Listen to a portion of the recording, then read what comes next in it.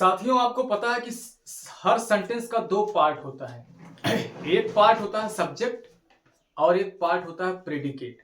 ठीक है, लेकिन अब आपसे मेरा प्रश्न ये है कि किसी सेंटेंस में सब्जेक्ट का स्थान कहां पर होता है, उसकी पोजीशन क्या होती है।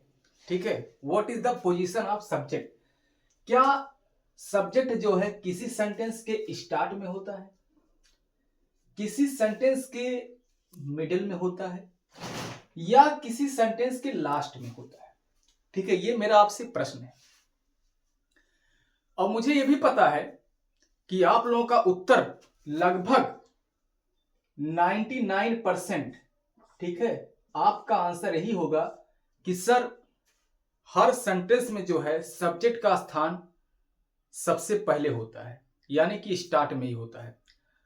ठीक है, और अगर जो इस समय वीडियो वॉच कर रहे हो ना, अगर आपका भी यही आंसर है तो यू आर रॉन्ग। ठीक है, क्योंकि मैं आपको बता दे रहा हूं कि बचपन से आप तो यही पढ़ते आ रहे हो कि स्टार्ट में ही आपका सब्जेक्ट मिल जाता है, लेकिन सेंटेंस में सब्जेक्ट का स्थान जो होता है ये स्टार्ट में भी हो सकता है, ये मिडिल में भी हो सकता है, सेंटेंस के बीच में भी सब्जेक्ट आ सकता है, और कभी कभी जो है सेंटेंस के लास्ट में भी आपको सब्जेक्ट देखने को मिल सकता है। ठीक है, अब कैसे, अगर मैं इतना बता दूंगा फिर भी वो जो है इनकम्प्लीट सेंस निकलेगा, तो आइए हम उसको कंप्लीट करते हैं। ठीक है, जैसे फर्स्ट सेंटेंस है, the earth revolves round the sun. ठीक है, तो इसमें जो स्टार्ट में पहले द अर्थ है ना, ठीक है, यही आपका सब्जेक्ट है। बात समझ पा रहे हैं? तो इस सेंटेंस में सब्जेक्ट कहां पर आया, स्टार्ट में।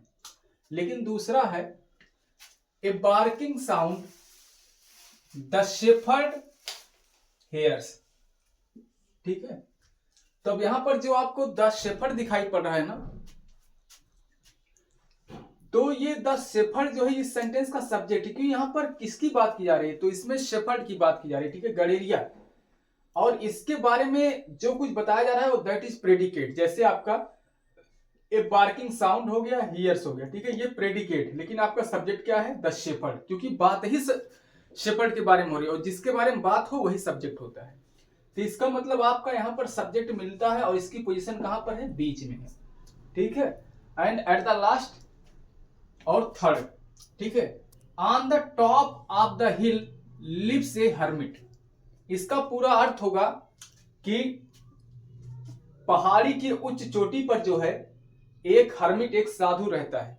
ठीक है, तो यहां पर बात किसकी हो रही है, हर्मिट की। तो जिसकी बात हो वही होता है सब्जेक्ट, तो मेरा सब्जेक्ट यहां पर हो जाएगा ए हर्मिट।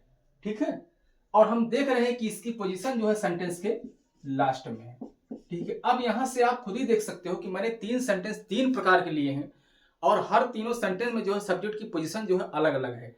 पहले में स्टार्ट में है, सेकंड में मिडिल में है, ठीक है, और थर्ड में जो है लास्ट में है। इस प्रकार से आप कभी ये नहीं कह सकते कि सब्जेक्ट की पोजीशन जो है सेंटेंस के स्टार्ट में ही होती है।